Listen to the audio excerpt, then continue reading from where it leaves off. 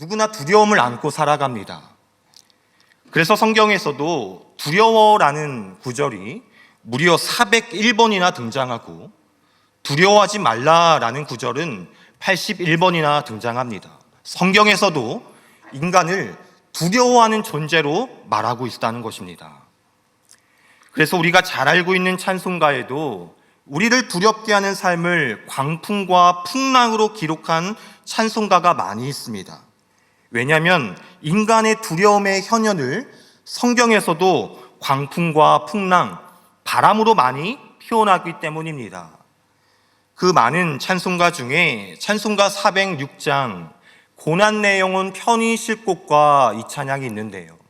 가사를 보면 풍랑이 일고 폭풍이 오는 그리스도인의 삶을 찬송가에서 묘사하고 있습니다. 여러분, 풍랑과 폭풍은 예고 없이 찾아오잖아요. 우리가 살아가는 인생도 이와 같다는 것입니다.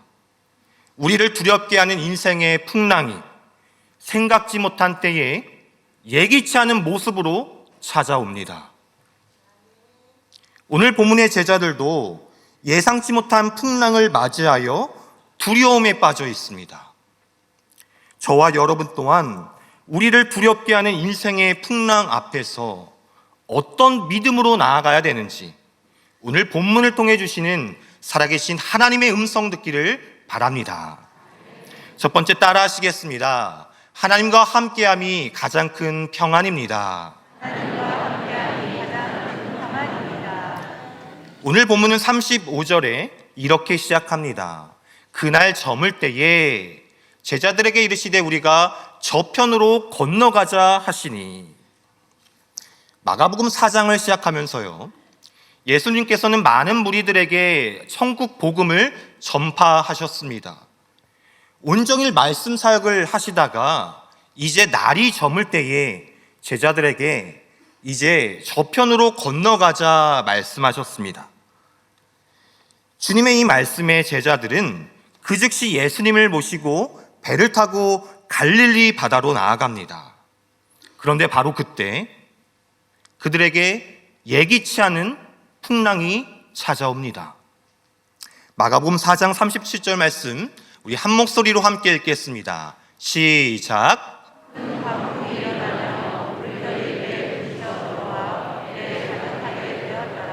아멘. 그런데요 여러분, 당시 제자들 중에 베드로와 안드레, 야고보와 요한은 어부 출신입니다. 바다에서의 그동안의 경험과 지혜로 이 풍랑을 이겨보려고 갖은 노력을 했을 겁니다. 그런데 이 풍랑은 그 정도가 예산 일이 아닌 거예요. 실제로 오늘 본문은 오늘 마가복음뿐만이 아니라 마태복음과 누가복음에도 기록되어 있는데요. 오늘 마가복음에는 큰 풍랑, 광풍이라고 되어 있고 마태복음에는 바다에 큰 놀이 일어났다. 놀은 지진이에요. 바다에 지진이 일어났다. 누가복음에는 광풍이 호수로 내리침에 위태하게 된지라 라고 기록하고 있습니다. 어부 출신의 제자들이 보기에도 자신의 힘으로는 감당할 수 없는 죽음을 위협하는 풍랑이 지금 찾아온 것입니다. 여러분, 이때 제자들의 마음이 어땠을까요? 한번 생각해 볼까요? 온종일 은혜의 말씀이 선포되었습니다. 그런데 그 은혜 뒤에 풍랑이 찾아왔습니다. 뿐만 아니라 지금 건너가자고 먼저 말씀하신 건 예수님이잖아요. 날이 저물었지만 바다에 나가 채비를 채 하지 못하였지만 주님 말씀에 순종했습니다. 더구나 지금 제자들만 있는 것이 아니라 이 배에 예수님이 함께 타고 있습니다. 그런데 풍랑을 맞이했습니다. 여러분, 우리 또한 그렇습니다. 은혜의 때를 보냈어요. 말씀을 붙잡고 분명 믿음으로 살아가려고 애쓰고 있어요. 그럼에도 불구하고 우리 인생에 찾아온 풍랑, 우리를 두렵게 하는 광풍을 맞이하는 것이 우리의 인생입니다. 여기서 우리가 먼저 확인해야 할 것은 바로 예수님이 탄 배에도 풍랑은 찾아올 수 있다는 것입니다. 갈릴리 바다의 지형이 그랬던 것처럼 파도가 일어나기 때문에 바다입니다. 또한 때로는 바람이 불기 때문에 우리의 인생이고 삶입니다. 우리에게 찾아오는 풍랑을 여러분 너무 이상히 여기지 마세요. 풍랑이 왜 일어났는지 그거에 집중하기보다 이 풍랑 속에서 어떻게 믿음으로 반응해야 되는지 그것이 더 중요합니다. 그래서 이어지는 말씀에 풍랑 속의 제자들의 반응과 예수님의 모습이 우리들을 주목하게 합니다.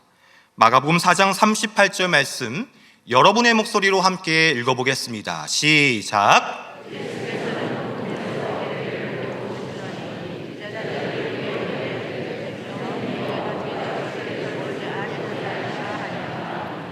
아멘.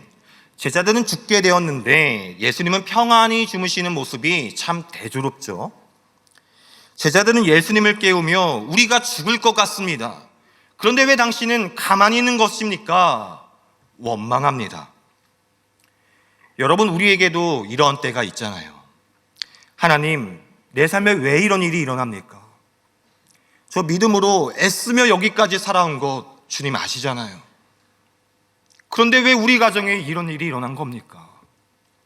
주님, 제가 이렇게 힘든데 주님은 대체 뭐 하시는 것입니까? 나는 속이 캄캄하고 두려운데 주님은 마치 가만히 계신 것 같아 원망스럽고 서러울 때가 있습니다. 오늘 본문에 제자들이 그랬어요. 제자들의 오늘 고백은 간구가 아니라 하나님을 향한 원망이었습니다. 구약시대 때 홍해바다 앞에서 광야에서 이스라엘 백성들이 주님께 원망한 고백과 너무 닮아 있잖아요. 주님, 우리가 죽게 됐겠습니다. 그런데 주님은 뭐 하시는 겁니까?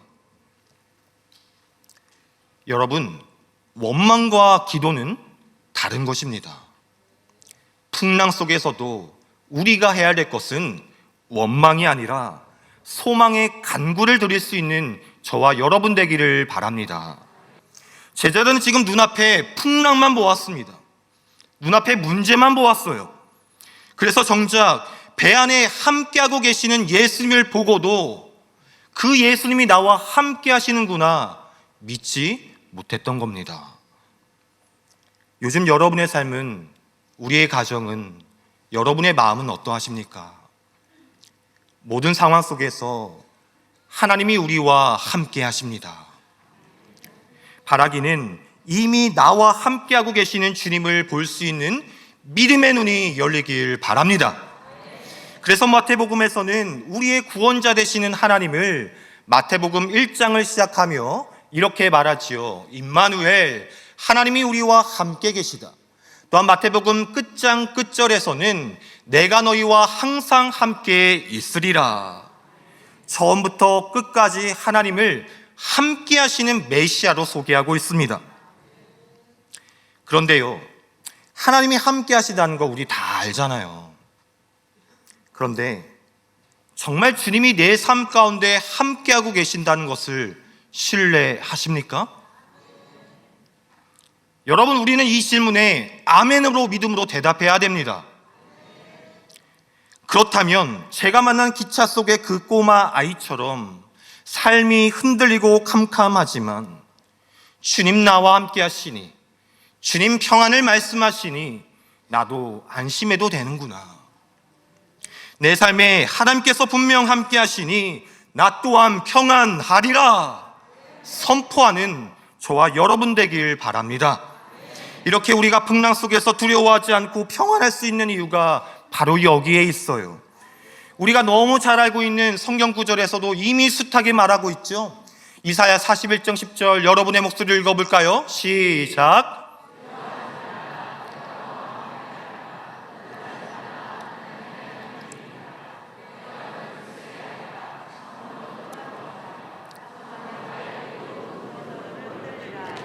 아멘. 여호수아 말씀 제가 읽겠습니다. 강하고 담대하라. 두려워하지 말며 놀라지 말라. 내 하나님 여호와가 너와 함께 하느니라. 이사야 말씀에 두려워하지 말래요. 왜요? 내가 너와 함께 함이라. 여호수아 말씀에 두려워하지 말라, 놀라지 말라래요. 왜요? 내 하나님 여호와가 너와 함께함이라. 여러분, 나와 함께 하시는 하나님의 그 임마누엘이 우리에게 가장 큰 평안임을 믿으시기 바랍니다. 두 번째, 따라 하시겠습니다. 하나님께서는 우리 인생의 풍랑을 잠잠하게 하십니다.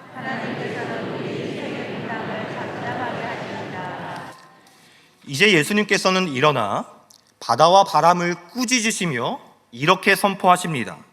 마가복음 4장 39절 말씀에 예수께서 깨어 바람을 꾸짖으시며 바다더러 이르시되 잠잠하라 고요하라 하시니 바람이 그치고 아주 잔잔하여지더라.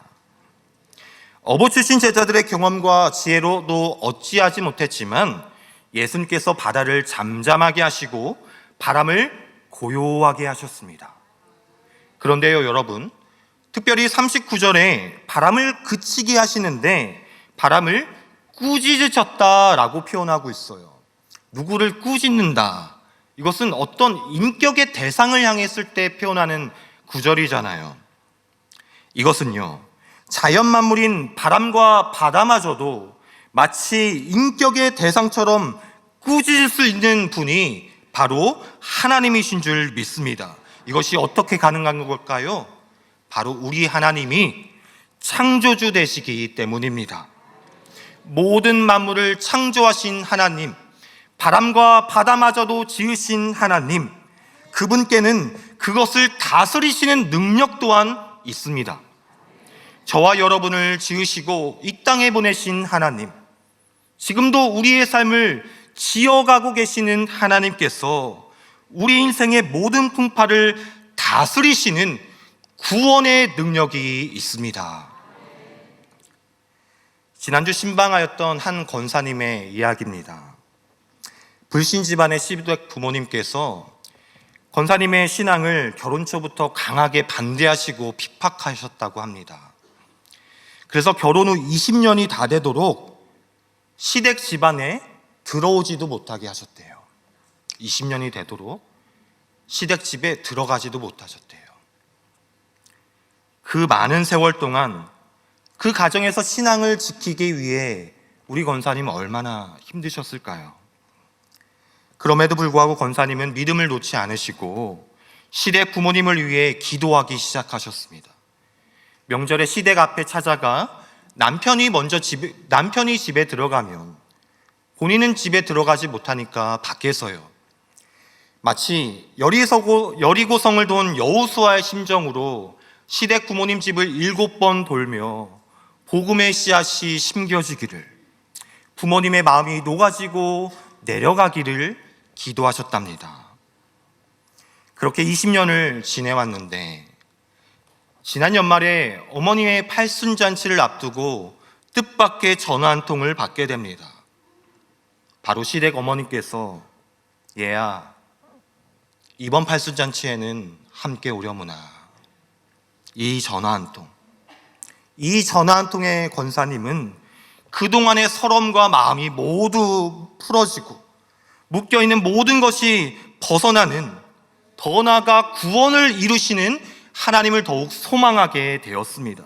인간의 생각으로는 평생을 하나님을 알지 못하고 신앙을 핍박하였던 시부모님의 마음이, 그 견고한 마음이 어떻게 녹아져 내릴 수 있을까 싶었는데 하나님께서 하셨습니다. 하나님께서 이루셨습니다. 귀한 간증을 듣게 되었습니다. 하나님께서 우리 앞에 있는 그 모든 풍랑을 향하여 오늘 말씀하십니다. 잠잠하라, 고요하라. 잠잠할지어다, 고요할지어다. 주님 말씀하십니다. 만물을 창조하신 하나님, 모든 것을 다스리시는 하나님께 그 모든 권세와 능력이 있음을 믿으시기 바랍니다. 또한 오늘 예수님께서 풍랑을 잠잠하신 방법이 무엇이에요? 다른 어떤 방법이 아니라 잠잠하라, 고요하라 말씀하심으로 잠잠케 하셨습니다. 여러분, 이것이 말씀의 능력입니다. 내 안에 풍랑을 잔잔하게 하시는 하나님의 능력은 바로 말씀의 능력으로부터 시작이 됩니다. 그러므로 창조주 되신 하나님의 말씀을 더욱 붙드시기 바랍니다. 그 말씀을 붙잡고 믿음으로 선포하시기 바랍니다. 그러할 때, 이렇게 주의 말씀을 붙들고 창조의 능력을 선포할 때 우리의 삶 가운데 모든 풍파를 고요하게 하시는 하나님을 만나는 은혜가 있기를 바랍니다. 마지막 함께 따라 하시겠습니다. 하나님이 어떤 분인지를 바로 아는 믿음이 필요합니다.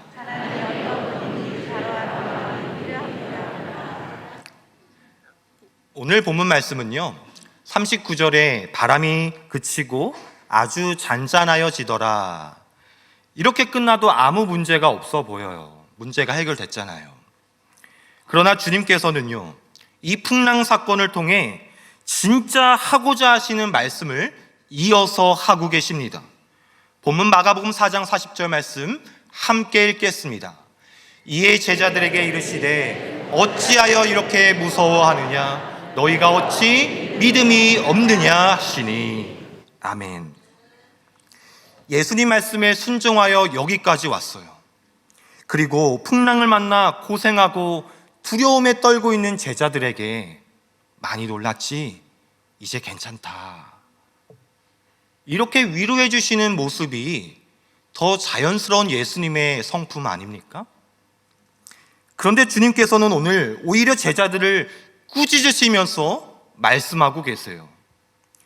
풍랑을 잠잠하게 하셨으니, 문제가 해결됐으니 이제 그만인 것 같은데, 오히려 주님께서는 진짜 문제가 무엇인지를 말씀하고 있습니다. 주님이 제자들에게 뿐만이 아니라 여러분, 오늘 우리에게도 주님이 동일하게 말씀하지 않으실까요?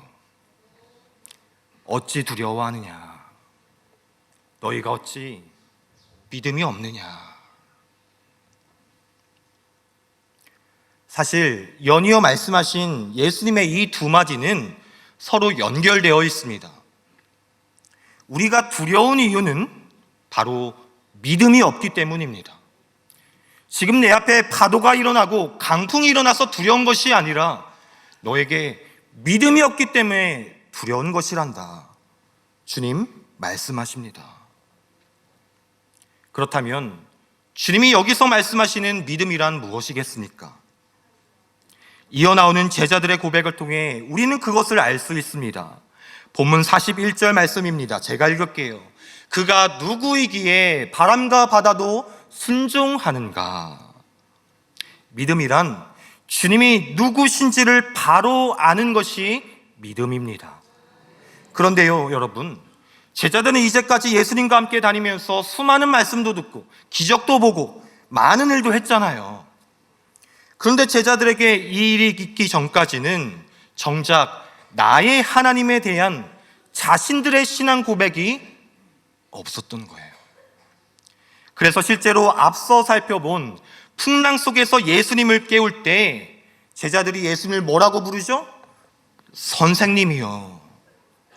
은혜가 되는 좋은 말씀을 주시고 기적도 주시고 문제도 해결해 주시고, 그래서 나에게 어려움이 있을 때 해결해 주시는 분, 그런 선생님이지 나의 구주, 나의 구원자, 나의 하나님이라는 고백은 없었다는 거예요. 저는 오늘 말씀에 의지하여 여러분께 질문합니다.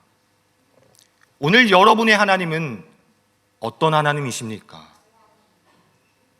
오늘 여러분이 만나고 있는 하나님은 어떤 하나님을 지금 만나고 계십니까? 가끔 신방을 하다 보면요, 목사님 저는 아직 부족해서 어느 권사님처럼 믿음이 없어요, 이렇게 말하신 분들이 많아요. 여러분, 믿음이 무엇이에요? 봉사를 많이 하고 교회를 위해 헌신을 많이 하고 기도도 권세 있게 잘하고요, 교회 안에서 리더십계 활동도 열심히 하는 것, 이런 것은 물론 믿음의 열매로 나타날 수 있지만 믿음의 본질은 아니잖아요. 오늘 본문에서 주님이 말씀하시는 믿음은 바로 하나님을 아는 것입니다. 하나님이 진정 내 삶 가운데 어떤 분인지를 알고 믿으며 살아가는 여러분 되기를 바랍니다. 그렇다면 하나님은 누구실까요? 마가복음 1장을 시작하면서 이미 선포하셨습니다. 하나님의 아들 예수 그리스도의 복음의 시작이라. 우리 예수님은 하나님의 아들이요 우리의 구원자이십니다. 십자가 위에서 사망의 권세를 깨뜨리시고 우리에게 생명의 권세를 주시는 구속자이십니다. 우리를 하나님의 자녀 삼아 주신 나의 아버지이십니다. 얼마 전 개척 초기 때부터 교회를 위해 애쓰시고 헌신하신 장로님으로 알고 있는 가정에 신방을 갔어요. 그렇게 헌신하셨던 장로님께 제가 이렇게 여쭤봤어요. 장로님 인생의 감사는 무엇입니까? 그러자 장로님께서 이렇게 말씀하시더라고요. 목사님, 지금 살아있는 게 은혜입니다. 이렇게 시작하시면서 지난 세월 동안 죽을 고비를 3번을 넘기며 하나님께서 깨닫게 해주신 것 한 가지는 그동안 교회를 위해 내가 그렇게 위해 헌신하고 많은 일들을 해왔는데 내가 하나님을 잘못 믿었었구나. 주님이 나 불쌍히 여기셔서 지옥 가지 않게 해주시려고 고난을 통해 주님을 더욱 알게 해주셨구나. 그것이 가장 큰 은혜입니다. 고백했습니다. 오늘 예수님께서도 단순히 문제를 해결해 주시는 분이 아니라요, 오늘 이 풍랑을 통해 제자들에게 믿음을 가르쳐 주고 계세요. 인생의 풍랑 앞에서 여러분, 지금 내 앞에 이 풍랑이 지나가기만을 바라지 마세요. 바람은 또 찾아오잖아요. 이 풍랑 속에서 하나님, 제가 어떤 하나님을 경험해야 됩니까? 이 풍랑 속에서 제가 하나님을 더욱 깊이 경험하길 원합니다. 이렇게 고백하며 더욱 굳건한 믿음을 갖게 되기를 바랍니다. 실제 이 풍랑 사건을 통해 제자들의 믿음이 그랬어요. 오늘 본문에는 2가지 의미의 두려움의 뜻을 가진 단어가 나오는데요. 첫 번째는 40절 말씀에 제자들이 풍랑을 맞았을 때 무서워하느냐로 표현된 두려움의 단어고요, 41절에서는 풍랑을 잠잠케 하시는 주님을 경험케 하신 후에 두려워한다라는 표현이 2번 반복돼요. 그런데요, 헬라어 원어로 보니까요, 40절에 두려워하다는 표현은 풍랑으로 인한 인간적인 두려움을 뜻합니다. 하지만 풍랑을 잠잠케 하시는 주님을 만난 이후의 두려움은 하나님의 임재로 인한 두려움, 바로 하나님을 향한 경외함이었습니다. 풍랑으로 인한 두려움이 주님을 만난 후에 하나님을 향한 경외함으로 변화된 것입니다. 사랑하는 거룩한 빛 광성교회의 성도 여러분, 인생의 풍랑으로 인한 두려움이 하나님을 향한 경외함으로 변화되기를 바랍니다. 문제를 두려워하는 것이 아니라 하나님을 두려워하시기 바랍니다. 하나님을 두려워하고 경외할 때에 더 이상 문제를 향한 두려움은 떠나가고 하나님 주시는 잠잠함과 고요함이 우리 영혼에 찾아오게 되기를 바랍니다. 오늘 풍랑을 향하여 잠잠하라 고요하라 말씀하시는 주님께서 어쩌면 저와 여러분의 영혼을 향하여 먼저 말씀하시지 않을까요? 너의 영혼아 잠잠하라 고요하라. 그 하나님 앞에서 이미 나와 함께 하시는 주님을 바라볼 때 우리에게 평안을 주시고 눈앞의 평안은 떠나가게 해주시며 광풍은 몰아내 주시고 더욱더 굳건한 믿음을 갖게 되는 저와 여러분의 삶이 되기를 주님의 이름으로 축원드립니다.